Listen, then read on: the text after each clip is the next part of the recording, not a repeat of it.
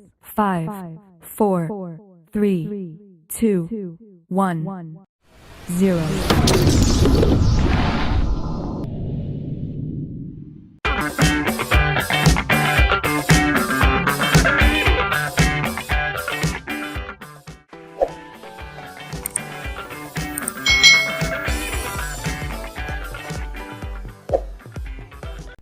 Hai, selamat datang di channel YouTube Kak Citra. Apa kabar adik-adik semuanya? Kak Citra berharap kalian dalam keadaan yang baik, sehat, dan siap untuk belajar ya. Hari ini kita akan belajar bersama-sama untuk mata pelajaran tematik kelas 4. Kita belajar di tema 9, Kayanya Negeriku, subtema 1, Kekayaan Sumber Energi di Indonesia, pembelajaran yang ke-6. Mari adik-adik kita belajar dengan penuh semangat ya. Jika hak dan kewajiban dapat kita laksanakan dengan seimbang, termasuk terhadap lingkungan, maka kehidupan kita pun akan berjalan dengan baik. Kita akan dapat memenuhi berbagai kebutuhan dan kita juga akan terhindar dari bencana alam. Adik-adik, pernahkah kamu mendengar atau menyanyikan lagu Manuk Dadali? Nah, lagu tersebut merupakan gambaran dari burung Garuda yang menjadi lambang negara kita. Kamu telah mengetahui bahwa Garuda Pancasila merupakan lambang negara Indonesia. Banyak orang mengatakan gambar burung Garuda itu terinspirasi dari burung elang. Nah, coba adik-adik perhatikan gambar burung elang berikut ini. Adik-adik, di sini kita akan belajar mengenai konservasi elang di Halimun Salak. Apa itu konservasi? Yuk kita cari tahu bersama-sama. Burung elang Jawa atau Nisaetus bartelsi merupakan acuan lukisan burung Garuda. Namun kini jenis burung ini nyaris punah adik-adik. Penyebab utamanya karena berkurangnya populasi burung elang Jawa adalah kerusakan habitat tempat tinggalnya atau tempat hidupnya. Nah, kerusakan tersebut disebabkan karena adanya bencana alam maupun alih fungsi hutan menjadi ladang atau perkebunan. Ada pula perilaku manusia yang menyebabkan populasi burung ini semakin menyusut tajam, yaitu dengan adanya perburuan. Nah, burung elang hasil perburuan itu diperjualbelikan dan dijadikan koleksi pribadi adik-adik. Oleh karena itu, Indonesia ini berupaya melakukan usaha pelestarian. Salah satunya itu di Taman Nasional Gunung Salak ini adik-adik. Namun usaha itu juga tidak mudah dilakukan. Penyebabnya yaitu karena minimnya perhatian dan dukungan biaya. Untuk penandaan burung misalnya, Indonesia masih memakai metode lama, yaitu dengan memasang semacam bendera kuning di sayapnya. Sebagai bandingan, di Thailand pemantauan burung itu sudah berbasis satelit loh adik-adik. Sebaliknya, dalam hal pemanfaatan burung Indonesia masih mengandalkan pengamatan mata. Nah, diambil dari green.kompasiana.com. Nah, itu tadi ya adik-adik tentang konservasi elang di Halimun Salaknya. Ternyata elang Jawa ini sudah hampir punah. Adik-adik, kamu telah membaca bacaan tadi. Adakah kata-kata sukar yang belum kamu tahu artinya? Nah, jika ada nih, kalian bisa tulis dalam bentuk tabel dan kalian bisa mencarinya dalam Kamus Besar Bahasa Indonesia. Misalnya di sini ada kata konservasi. Nah, konservasi menurut Kamus Besar Bahasa Indonesia itu artinya adalah pemeliharaan dan perlindungan sesuatu secara teratur untuk mencegah kerusakan dan kemusnahan dengan jalan mengawetkan, pengawetan, dan pelestarian. Kalau konservasi burung elang tadi dengan cara pelestarian adik-adik. Lalu tadi ada kata populasi. Populasi itu artinya adalah jumlah penghuni baik manusia maupun makhluk hidup lainnya pada suatu satuan ruang atau daerah tertentu. Lalu ada kata habitat. Habitat itu artinya adalah tempat hidup organisme tertentu atau tempat hidup yang alami bagi hewan dan tumbuhan, atau bisa disebut dengan lingkungan kehidupan yang asli. Yang Yang keempat, ada kata koleksi. Koleksi itu artinya adalah kumpulan benda atau barang yang sering dikaitkan dengan minat atau hobi. Lalu berikutnya ada metode. Nah, metode di sini artinya adalah cara kerja yang bersistem untuk memudahkan pelaksanaan suatu kegiatan guna mencapai tujuan yang ditentukan. Lalu berikutnya ada kata satelit. Nah, satelit ini artinya adalah benda yang mengorbit benda lain dengan periode revolusi dan rotasi tertentu. Nah, satelit ini ada dua adik-adik. Ada satelit alam dan satelit buatan. Kalau bumi itu satelit alamnya adalah bulan adik-adik. Kalau satelit buatan itu satelit yang dibuat oleh manusia. Nah, Indonesia membuat sendiri, negara-negara tertentu membuat sendiri. Itu nanti masing-masing satelit akan diterbangkan di luar angkasa dan memiliki tujuan atau manfaat sendiri-sendiri tergantung satelitnya. Adik-adik, dari bacaan konservasi elang di Halimun Salak, kamu mengetahui beberapa dampak kegiatan manusia terhadap populasi burung elang Jawa. Apa sajakah itu? Yuk kita lengkapi peta pikiran berikut ini. Nah, di sini dampak kegiatan manusia terhadap populasi elang Jawa contohnya adalah kegiatan perburuan, lalu perdagangan ilegal, lalu kerusakan habitat dan alih fungsi hutan menjadi tempat tinggal atau menjadi perkebunan atau menjadi ladang. Itu akan berdampak pada populasi elang Jawa.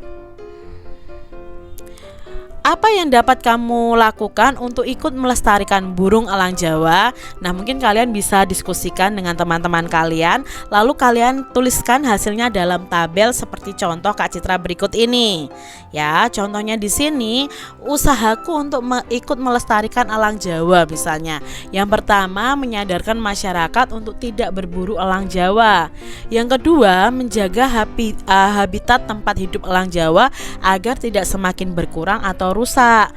Lalu yang ketiga, tidak memburu elang Jawa untuk kesenangan pribadi atau seperti hobi atau untuk menembak adik-adik. Yang keempat, kalian bisa lakukan adalah mencegah dan melaporkan jika ada perjualbelian elang Jawa. Lalu yang kelima, tidak memelihara elang Jawa sebagai koleksi pribadi. Yang keenam, membantu pemerintah mengawasi keberadaan elang Jawa di sekitar kita. Lalu mengumpulkan dana, mungkin bisa bersama teman-teman kalian seikhlasnya untuk melestarikan elang Jawa adik-adik.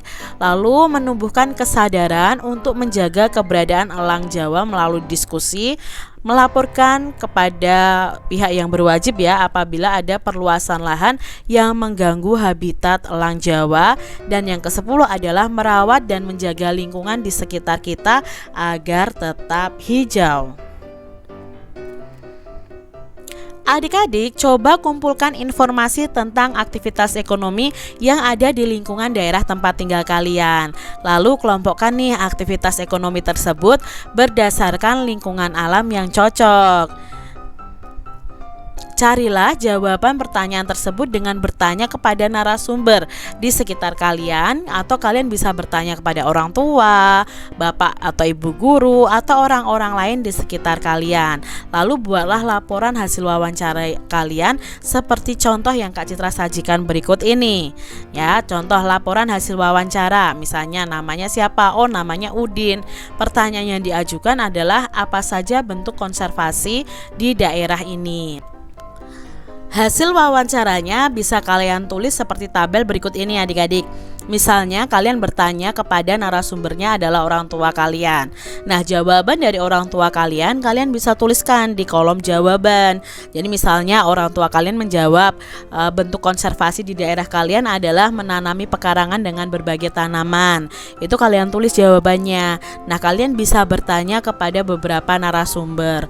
Contohnya orang tua, ketua RT, ketua RW, tetangga, mungkin teman sekelas kalian. Ini hanya contoh dari Kak Citra. Adik-adik, seperti yang telah kamu ketahui bahwa konservasi merupakan pemeliharaan dan perlindungan makhluk hidup seperti hewan dan tumbuhan dan lingkungannya seperti air dan tanah. secara teratur untuk mencegah kerusakan dan kemusnahan dengan jalan pelestarian. Oleh karena itu, sudah seharusnya kita semua melakukannya. Hal tersebut bisa dimulai dari lingkungan terkecil kita, seperti di rumah dan di sekolah, dengan berlatih melakukan konservasi terhadap tanaman. Nah, telah kita ketahui bahwa bangsa Indonesia itu memiliki kekayaan flora dan fauna, adik-adik. Flora itu tumbuhan, fauna itu hewan ya, baik dari jumlah maupun beragam jenisnya. Nah, flora berarti tumbuhan dan fauna berarti hewan. Bangsa Indonesia sendiri memiliki jenis flora dan fauna yang memerlukan konservasi untuk menjaga kelestariannya. Ada sebagian dari flora dan fauna tersebut telah menjadi simbol dari nasional bangsa Indonesia, seperti komodo, cendrawasih, burung elang Jawa, bunga anggrek, bunga rafflesia, bunga cempaka, bunga melati, dan lain-lain. Adik-adik, salah satu lagu daerah yang menggambarkan jenis keragaman tanaman di Indonesia adalah lagu Bungung Jumpa. Itu dari Aceh ya adik-adik ya. Nah, coba adik-adik cari lagu Bungung Jumpa. Bungung Jumpa ini lagu daerah Aceh. Apakah kalian tahu maksud dari lagu ini? Yuk kita cari tahu bersama-sama ya. Nah, nyanyikanlah lagu Bungung Jumpa. Berlatihlah hingga kamu hafal syairnya dan tepat nadanya. Selanjutnya nyanyikan bersama teman-temanmu nih. Saat asik bernyanyi, Ayah Beni diam-diam memperhatikan dan mendengarkannya. Ketika Beni selesai bernyanyi, Ayah bertepuk tangan. Wah, anak ayah pandai menyanyi, suaranya pun merdu, puji ayah. Ah ayah, Beni jadi malu nih. Sebenarnya Beni tidak mengetahui arti lagu itu ayah. Oh, kamu ingin mengetahui artinya? Iya dong ayah. Nah, lalu ayahnya menjelaskan. Baiklah, ayah akan beritahu arti lagu Bungung Jumpa. Bungung Jumpa itu artinya adalah bunga cempaka. Bunga cempaka terkenal di Aceh. Bunga terlebih indah sekali. Putih kuning bercampur merah, mekar sekuntum indah rupawan. Dalam sinar bulan angin ayunkan. Gugur bersusun yang sudah layu. Harum baunya kalau dicium, alangkah harum si bunga cempaka. Itu penjelasan ayah mengenai arti lagu Bungung Jumpa. Wah, ternyata Bungung Jumpa itu maksudnya bunga cempaka. Iya, betul. Bunga cempaka adalah bunga yang sangat harum. Wah, selama ini Beni hanya mengetahui bunga mawar dan melati saja yang harum, jawab Beni. Bunga cempaka warnanya putih dan baunya harum. Banyak orang menyukai keharuman dari bunga cempaka, dan keharuman bunga cempaka ini dimanfaatkan untuk membuat minyak wangi. Itu tadi adik-adik ya percakapan dari ayah dan Beni ya. Lalu Beni mengatakan, wah hebat ya ayah. Seperti itu adik-adik ya. Itulah kelebihan manusia Beni. Kita dapat memanfaatkan alam sesuai kondisi geografis tempat kita tinggal. Kamu tahu tidak bahwa setiap negara itu memilih bunga tertentu sebagai simbol negaranya? Wah, Beni belum mengetahuinya ayah. Lalu bagaimana ya memilihnya?